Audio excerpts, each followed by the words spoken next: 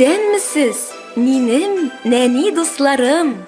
Здравствуйте, мои милые друзья! Алсу и Азат пригласили бабушку и дедушку в кафе.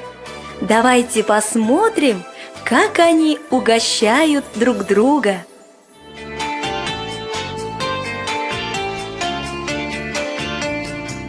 Бабай, мә, шәй эш. Рәхмәт. Әби, мә, сөт эш. Юк, мин шәй эчәм. Шәй тәмле. Алсу, мә, мороженое аша.